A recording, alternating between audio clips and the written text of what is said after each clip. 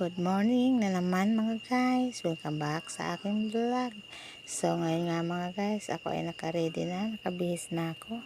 Pero ako ay nagsusuklay pa ng aking buhok. Siyempre, kailangan bago ako lalabas ng bahay ay maayos. Ganun nga ako mga guys, ayokong lumalabas ng bahay na hindi okay at ayos ang aking damit. Ngayong araw nga na to mga guys, ako ay babalik na sa pagtatrabaho. Ako nga ay papasok na. Kasi nga mga guys, ang tagal ko nga hindi pumasok sa trabaho namin. Halos mag-iisang taon. Kasi sadyang inasikaso ko muna yung aking yung maliit na tindahan.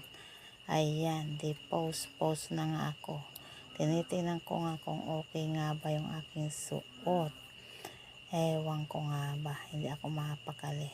Gusto ko kasi mga guys, kapag ako ay lumabas ng bahay ay maayos na maayos yung aking postura. Siyempre, kailangan maayos tayo, papasok tayo, ha? Kailangan ganun din kayo. Ayan, very nga, sobrang pako-cute ko. Ewan ko nga ba. Feeling cute naman talaga ako. Sana alam nyo na yan.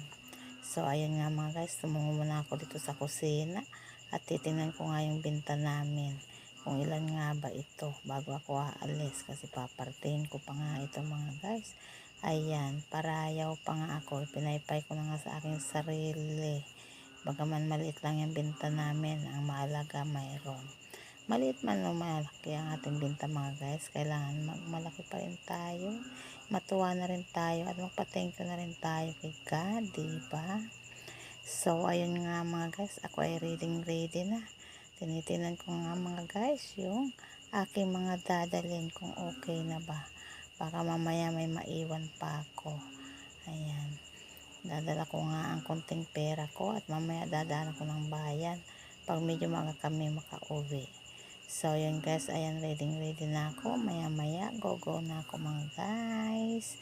Ayan, di pa nga ako mapakali. Bumalik pa rin ako sa salamin. Oo na, sexy ka na, forma ka na. Maganda ka na, Inday. Go ka na at ikaw ay late na.